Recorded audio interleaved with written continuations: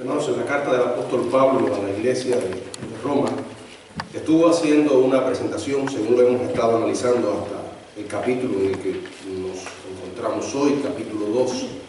Él ha estado hablando del poder del Evangelio y en contraste con ese poder está la culpabilidad del hombre. El Evangelio es un Evangelio que no avergüenza, como dice Pablo, porque es poder de salvación, poder de Dios para salvación a todo aquel que cree. Luego presenta una descripción de la culpabilidad del hombre. En todo el capítulo 1 de Romanos, Pablo está constantemente refiriéndose a los seres humanos pecadores como ellos, a ellos, o sea, está usando el pronombre de tercera persona del plural. Por ejemplo, en el capítulo 1, verso 20, dice, según leemos, ellos, bueno, realmente dice allí, ellos no tienen excusa. Ellos no tienen excusa. Luego en el verso 21 dice, ellos, a pesar de haber conocido a Dios, no le glorificaron como a Dios. ¿Quiénes? Ellos. Luego dice en el verso 21, se extraviaron. ¿Quiénes? Ellos. Verso 22, se volvieron necios. ¿Quiénes? Ellos. Dios los entregó. ¿A quiénes? A ellos. En el verso 24. En el verso 25, cambiaron la verdad de Dios por la mentira. ¿A quiénes? Ellos. En el 26, Dios los entregó. ¿A quiénes? A ellos. Luego en el 28 también.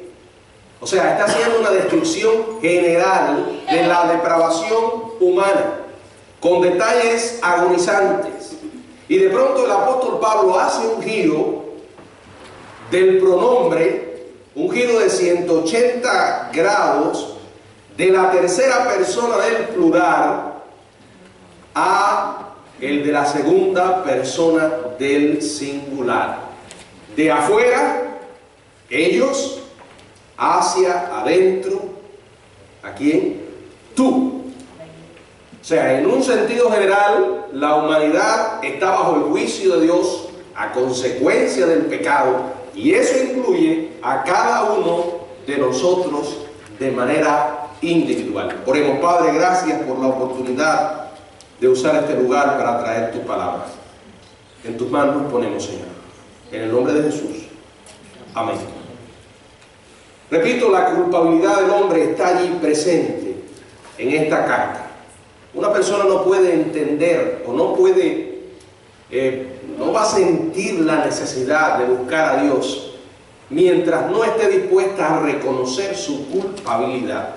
Por eso una de las partes importantes del Evangelio es mostrarle a esa persona por las Escrituras lo que Dios dice. ¿Y qué dice Dios? Que todos somos pecadores. Bueno, usted va a notar que en esta carta de Romanos se hace muchísimo énfasis en la pecaminosidad humana. Es sumamente importante que una persona entienda que tiene un problema antes de que esté dispuesta a buscar la solución. Y ciertamente en este capítulo 2, después de haber condenado al mundo, Pablo coloca al lector de esta carta, o sea, a ti y a mí, en el banquillo de los acusados. Y vamos a ver varias verdades sobre ese juicio de Dios. Ese juicio de Dios que viene como paga por el pecado. Dice la Biblia, la paga por el pecado es muerte. Muerte física, aquí y ahora, en este mundo. Todos tenemos que salir por esa puerta, a no ser que Jesucristo venga mientras estemos vivos y no tengamos que experimentar la muerte. Fuera de esa excepción, los cristianos, que seremos arrebatados, fuera de esa excepción, todos tenemos que pasar por el umbral de la muerte. Y después viene lo que la Biblia llama la muerte segunda o el infierno. Juicio de Dios por el pecado. Varias verdades encontramos en este pasaje de Romanos capítulo 2, del 1 al 16. En primer lugar, que el juicio de Dios es ineludible. En segundo lugar, vamos a ver que el juicio de Dios es imparcial. En tercer lugar, es universal. ineludible, no podemos eludirlo, no se puede escapar del juicio de Dios. Dice la Biblia en el capítulo 2, verso del 1 al 4, por lo cual eres inexcusable, oh hombre, quien quiera que seas tú que juzgas, pues en lo que juzgas a otro, te condenas a ti mismo, porque tú que juzgas, haces lo mismo. Mas sabemos que el juicio de Dios contra los que practican tales cosas es según verdad. Y piensas esto, oh hombre, tú que juzgas a los que tal hacen y haces lo mismo, que tú escaparás del juicio de Dios. O menospreciáis las riquezas de su benignidad, paciencia, longanimidad, ignorando que su benignidad te guía al arrepentimiento. Bueno, después de haber presentado una descripción de la naturaleza humana y de la respuesta del hombre a la revelación divina, y haber escuchado la frase, Dios los entregó, Dios los entregó, Dios los entregó, dice él, por lo cual eres inexcusable. No tienes excusas. Al principio el lector pudiera objetar la acusación abierta que Pablo hace de su carácter y decir, bueno, ¿quién? ¿Yo? ¿Practicar las mismas cosas? Yo no soy culpable de la lista de crímenes que da Pablo. Puede ser que alguno diga, esto no es para mí, yo no estoy incluido ahí. Bueno, estoy seguro de que todos estamos incluidos de una manera u otra. Y el hecho de que una persona no esté dispuesta a reconocer eso no es excusa. Sin embargo, el problema nuestro es que no estamos dispuestos a reconocerlo en nosotros, pero tenemos una inclinación a reconocerlo en otros. Oh, qué perverso fulano. Porque hay una especie de gratificación en poner por el suelo a otros, así quedamos en una mejor posición. Miramos la lista, esa lista aterradora, esa lista impresionante que había presentado en el capítulo 1, y puede alguien decir, no, yo no estoy en esa lista. Eso no es para mí, eso es para otro. Dice Pablo, eres inexcusable, oh hombre. Está hablando de manera personal. Quien quiera que tú seas, tú que juzgas, que dices, yo no, él sí, pues en lo que juzgas a otros, señalas, hay 3 dedos que te están señalando a ti. En lo que juzgas a otro, te condenas a ti mismo. Porque tú que juzgas, haces lo mismo. Yo no soy un perverso. Yo no soy un fornicario. Yo no soy un avaro. Seguro. Los que clasificamos los pecados somos nosotros. Pero todos los pecados delante de Dios son exactamente eso, pecados.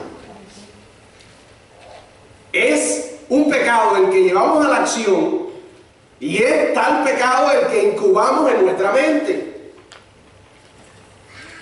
Permítame hacerle una pregunta. Y quiero que se tome tiempo y sea franco. Vamos a pensar que esto es entre usted y el Señor. No me lo tiene que responder aquí. ¿Cómo determina usted lo que es bueno o lo que es malo? Bueno, eso es para los que somos cristianos, ¿verdad? Porque el mundo no tiene una regla de lo que es bueno o lo que es malo. Hay personas por ahí que dicen, hablar de una verdad absoluta es ser un fanático. No, la Biblia presenta la verdad absoluta. ¿Quién es el que determina lo que es bueno o lo que es malo? Mire, si usted, como la mayoría de las personas, incluyéndome yo, tenemos en nuestra mente inconsciente por lo menos 3 categorías morales en las que colocamos a las personas según nuestros estándares humanos. Por ejemplo, están aquellos que son indiscutiblemente malos, entre comillas. Y si yo le pregunto ahora, dígame alguna gente que para usted es malo: Adolfo Hitler, José Stalin, Charles Manson, Judas Iscariote. Nerón. Yo estoy seguro que cualquier persona concordaría con nosotros en que estos son individuos malos. ¿Verdad que sí? Faltó Fidel Castro ahí.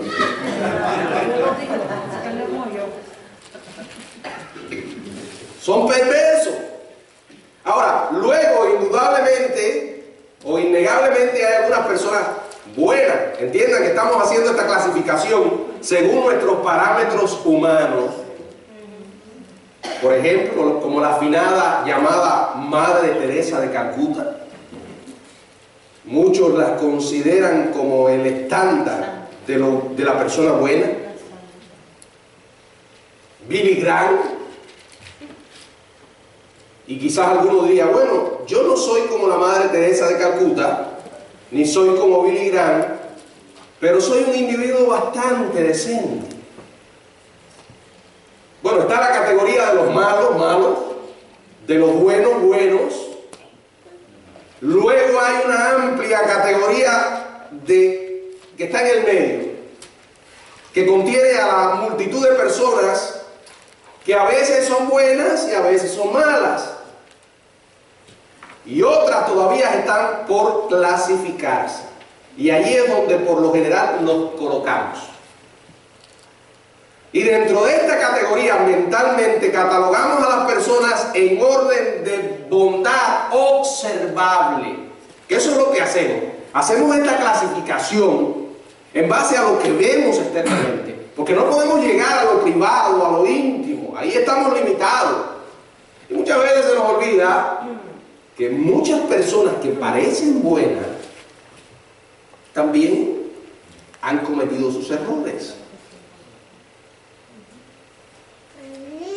Y pensamos, bueno, algunas personas son mejores, claro. Ahora, ¿qué piensa usted que es la vara para medir? Bueno, siendo sincero y recordando que esto es entre nosotros y Dios, la vara somos nosotros mismos.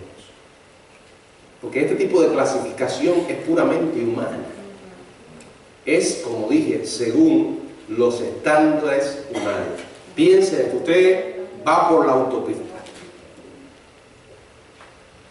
Cuando usted va por la autopista y de pronto ve un conductor en un auto que va delante de usted, y usted está apurado, ¿y a usted qué le pasa? Este mentecato, ¿por qué viene manejando tan lento? Sin embargo, pasa uno como una bala portronera y usted dice, esa es una amenaza a la seguridad. O fin, o va lento o va rápido. Cuando la gente le pregunta si va al cielo o al infierno, muchos responden, bueno, yo no soy perfecto, pero nunca he matado a nadie, así que pienso que soy bastante decente. Bueno, usted no es un asesino en serie, usted no es un BTK o un Ted Bundy, pero eso no excluye que sea un pecador. Por ejemplo, los alcohólicos miran con desprecio y desdén a los drogadictos, en tanto que los drogadictos ridiculizan a los borrachos. Incluso en la cárcel, los asesinos, los violadores y ladrones, por ejemplo, no toleran a uno que ha abusado sexualmente de niños y que no tiene el más mínimo resquemor en maltratarlos o incluso matarlos. En otras palabras, hay un honor entre los criminales según sus propias reglas. ¿Entienden? Sin embargo, Pablo tira por tierra todos estos análisis humanos. Dice claramente que somos inexcusables. Porque en lo que juzgamos a otros nos condenamos. Oh, ese fulano es un adúltero. Y después me meto en la computadora a ver pornografía. Oh, fulano es un mentiroso. Y yo digo mis mentiras. Miren, hermanos, es imposible engañar a Dios. Él mira el corazón, Él llega a donde no llegamos los seres humanos. Por eso dice en el verso 2, Mas sabemos que el juicio de Dios contra los que practican tales cosas es según verdad. Hay una verdad. Y no es tu verdad y la mía. Es la verdad de Dios. Y aquí se nos recuerda que el mismo castigo que invocamos, que caiga sobre otros, puede caer sobre nosotros. O cuánta maldad hay en el mundo. Y se nos olvida que somos parte de esa maldad. Y cuidado con decir, oh, Señor, erradica el mal de este mundo. Porque si Dios fuera a contestar esa oración y fuera a erradicar todo el mal,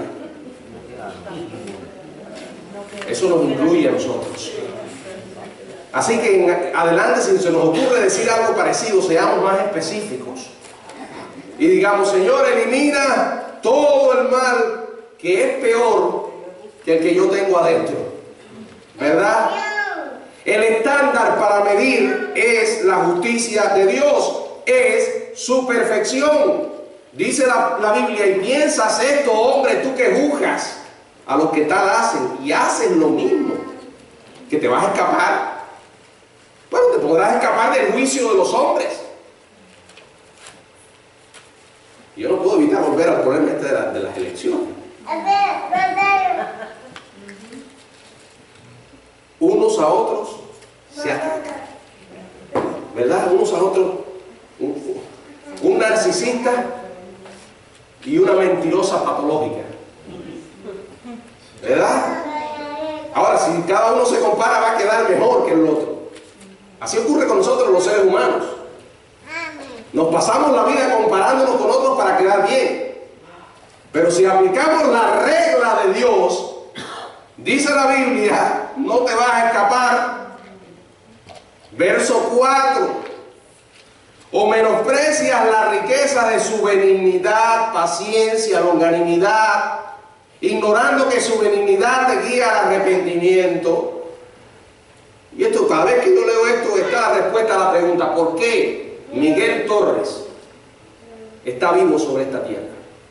Y si usted lo hace personal, va a poner su nombre ahí. ¿Por qué sigo con vida? ¿Por qué no somos reducidos a cenizas por la ira de Dios? ¿Saben por qué? Verso 4, acabamos de leer, por las riquezas de su benignidad, paciencia y longanimidad. En otras palabras, nosotros seguimos con vida por la gracia de Dios, por su misericordia, que no nos da lo que sí merecemos. Gracia es que nos da lo que no merecemos. Pero ahí estamos.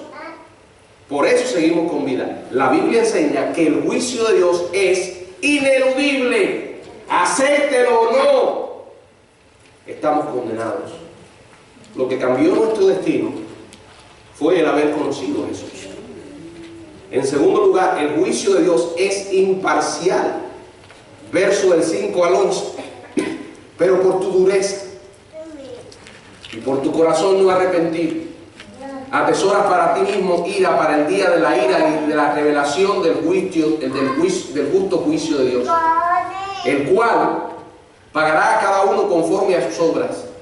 Vida eterna a los que perseverando en bien hacer buscan gloria y honra e inmortalidad, pero ira y enojo a los que son contenciosos y no obedecen a la verdad, sino que obedecen a la mentira. Tribulación y angustia sobre todo ser humano que hace lo malo, el judío primeramente y también al griego, pero gloria y honra y paz a todo el que hace lo bueno, al judío primeramente y también al griego, porque no hay acepción de personas para con Dios. Bueno, aquí se nos enseña que habrá una escena de un tribunal que incluirá a todo ser humano en esta tierra. Las obras de todo hombre y mujer serán colocadas en una balanza, dice la Biblia, pero por tu dureza y por tu corazón no arrepentido, que acumulas ira para el día de la ira y de la revelación del justo juicio de Dios. Es tan justo que dice que va a pagar a cada uno conforme a sus obras. Dios va a juzgar la vida de cada ser humano conforme a sus obras. Esto no significa que usted va a ser salvo por las obras. Los cristianos somos salvos por la gracia. Pero las obras evidencian nuestra fe y ahí vendrán las recompensas. En los incrédulos están condenados, rechazaron a Jesucristo, pero habrá un juicio aún para ellos según sus obras. Y usted dirá, ¿para qué? Porque la Biblia enseña que habrá grados de condenación. Una y otra vez leemos en los evangelios de personas que recibirán mayor condenación, de personas que recibirán muchos azotes, de personas o de ciudades que dice será más tolerable el castigo. O sea, hay grados de condenación, lo dice aquí. Habrá un juicio y las obras van a manifestar lo que hay en cada corazón. Están aquellos que van a recibir vida eterna. Y cuando uno lee este versículo parece que la vida eterna es el resultado de las buenas acciones, pero no es eso. Vida eterna, lo que quiere decir aquí, es para aquellos que tienen fe y esa fe persevera contra viento y marea, como se dice, en bien hacer. El hecho de que la persona persevere haciendo bien y que esté buscando gloria, honra e inmortalidad es que tiene una fe auténtica, por eso tiene vida eterna. De la misma manera que en el verso 8 dice, ira y enojo a los que son contenciosos y no obedecen a la verdad, sino que obedecen a la injusticia. Bueno, porque son contenciosos y obedecen a la mentira, a la injusticia, entonces no, es porque rechazaron la salvación de Dios. Y entonces ese rechazo se expresa en una vida de contiendas, de rechazo a la verdad y de obediencia a la injusticia. Y eso hace que la ira venga sobre tal persona. La Biblia enseña en el Evangelio de Juan que aquellos que no creen, la ira de Dios está sobre ellos. La ira de Dios está sobre ellos. Y luego dice, tribulación y angustia sobre todo ser humano que hace lo malo. Al judío primeramente y también al griego. En otras palabras, sobre todo el mundo. Tribulación, angustia. Son métodos que Dios usa para hacer juicio sobre los seres humanos. ¿Cuántas veces no vemos angustia hoy y la verán en el futuro? Tribulación hoy y la verán en el futuro como resultado de estar alejado de Dios. Pero verso 10, gloria y honra y paz a todo el que hace lo bueno. Ahora aquí hacer lo bueno es según la medida de Dios. Y hacer lo bueno es el resultado de alguien que ha conocido a quien es realmente bueno. Porque no hay acepción de personas para con Dios. Nosotros somos los que hacemos clasificaciones. Clasificamos a los individuos, clasificamos los pecados, pero Dios es imparcial. Dios no va a cometer un acto de injusticia. Su juicio es ineludible, su juicio es imparcial.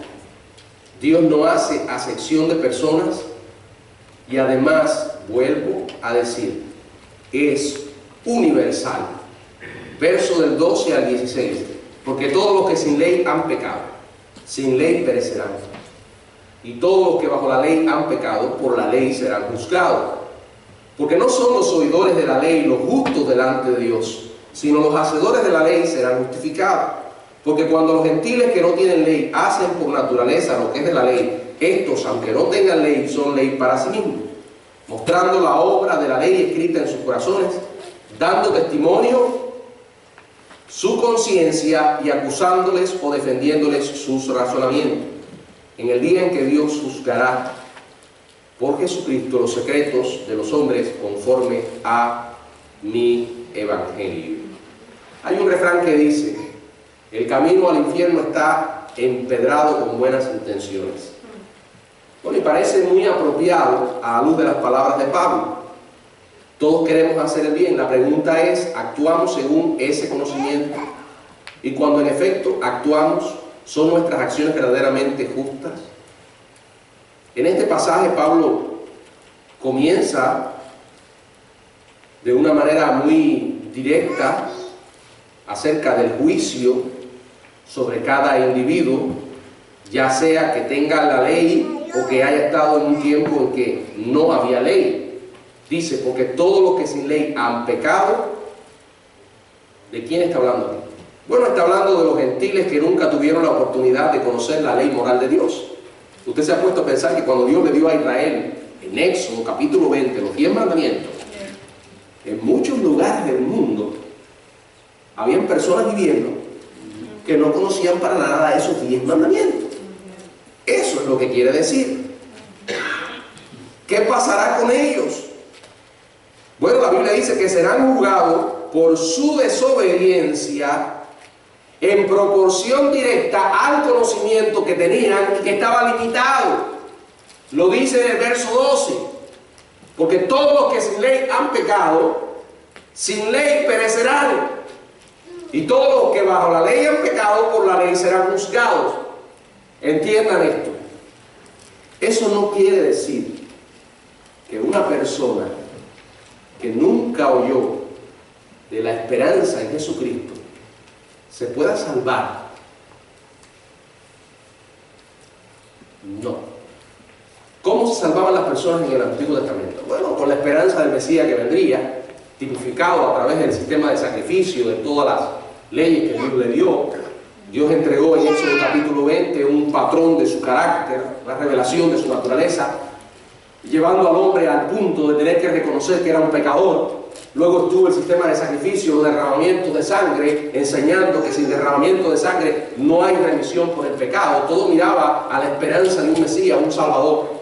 En el Antiguo Testamento las personas se salvaban así. Pero, escuchen esto, había muchos que no tenían conocimiento de eso. Yo no sé si usted alguna vez ha puesto a pensar en eso. ¿Qué pasaba con esa gente? Bueno, hermanos queridos, tengo que decirles que estaban perdidos. Por eso Israel tenía que testificar al mundo entero. Ahora, eso no significa que había salvación para ellos. Pero lo que dice aquí es que iban a ser juzgados según el conocimiento que tenían. O sea, dije que en la condenación habrá grados, juicio. Ahora, los que sin ley han pecado eran los gentiles que nunca tuvieron la oportunidad de conocer la ley moral de Dios. Y dice, y los que conocen la ley, o sea, todos los que están bajo la ley han pecado, por la ley serán juzgados.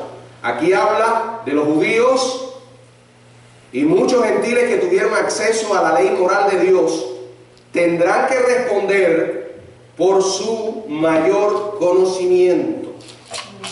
O sea, ahí estaba la regla. Luego dice, porque no son los oidores de la ley los justos, sino los hacedores de la ley. ¿Y quiénes son esos? ¿Quiénes son los hacedores de la ley? Dice ahí en el verso 13, los hacedores de la ley serán justificados. ¿Quiénes son? ¿Saben quiénes? A ver, díganme ustedes. ¿Quiénes son los hacedores de la ley que dice Pablo en el verso 13 que serían justificados?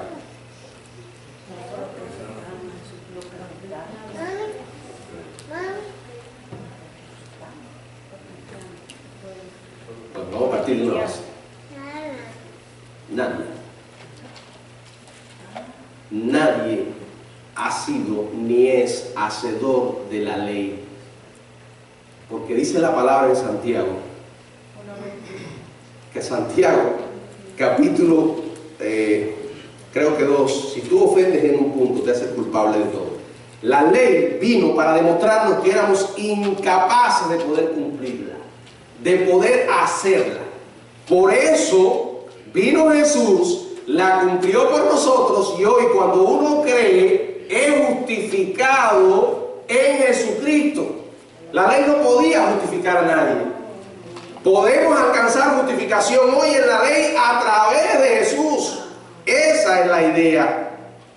No son los oidores de la ley, sino los hacedores. La ley viene para demostrarle al hombre que está en una bancarrota espiritual, que está perdido. Luego dice en el verso 14, porque cuando los gentiles que no tienen ley hacen por naturaleza lo que es de la ley, estos, aunque no tengan ley, son ley para sí mismos. Sin conocer la ley escrita de Dios, las personas en una sociedad pagana la aprecian por lo general e intentan poner en práctica sus propios principios básicos. ¿Cómo pueden?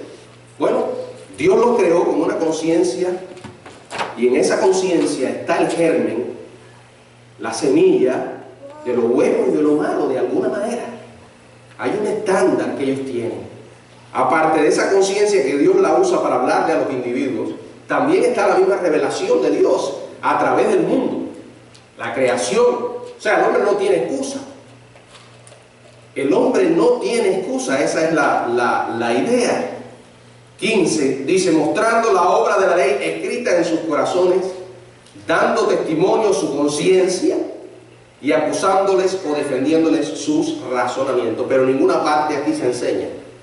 Aquí se dice que van a ser juzgados, pero no menciona que va Dios a darle salvación a la gente aparte de Jesucristo. No lo hay. Algunos han llegado a enseñar que sí es posible. ¿O sí? Bueno, el problema es que si eso es posible, nos vemos con un problema mayor. Y el problema mayor es que entonces hay salvación aparte de Cristo. La Biblia dice, y en ningún otro hay salvación. Porque no hay otro nombre dado bajo el cielo a los hombres en que podamos ser salvos. Si la gente se puede salvar sin conocer a Jesucristo, entonces ¿por qué los misioneros han dado la vida llevando el evangelio a tribus que viven en el oscurantismo, en la oscuridad? ¿Por qué hay que predicarle? ¿Por qué tuvo que ir Ginelio y otros a Ecuador, allí a los indios Aucas, a llevarles el evangelio y terminaron siendo asesinados por aquellos salvajes? Podrían haber dicho, bueno, ¿para qué voy a ir si ellos se van a salvar de todas maneras? Eso no lo dice la Biblia. Ahora tal vez alguno piense y diga, bueno, pero eso es injusto. Bueno, Dios es Dios y no nos toca a nosotros juzgar sus tratos. La Biblia dice que van a ser juzgados. Dejemos eso en las manos de Dios. Además, la Biblia misma dice que lo revelado es para nosotros, pero lo que no ha sido revelado, lo secreto, es para Dios. No nos metamos en ciertos asuntos. Lo que sí tenemos que saber hoy, que toda persona hoy conoce que el evangelio tiene la oportunidad de tomar una decisión. Y todo lo que hemos visto hasta aquí es el énfasis. Habrá un juicio por el pecado. El pecado ofende a Dios. No es algo sin importancia. Hay un juicio, hay muerte, hay un infierno. Y Pablo una y otra vez pone al hombre contra la pared, porque esa es la única manera que el hombre va a buscar el remedio. ¿Cuál es el remedio? Bueno, el remedio es la verdad que nos enseña la Biblia en Romanos capítulo 6, verso 23, porque la paga por el pecado es muerte, pero el regalo de Dios es vida eterna en Cristo Jesús. La ley tenía la intención de mostrar la pecaminosidad humana, que el hombre se pudiera ver en un espejo y decir, soy malo. Y aun cuando no había ley, los hombres tienen un concepto de lo que es bueno y que es malo, que Dios se lo puso en la misma conciencia. En medio de su oscuridad espiritual tiene un concepto. Y como dije, Dios le dio una revelación general al individuo, a las personas. Dios va a hacer juicio. Él ha ofrecido un medio de salvación.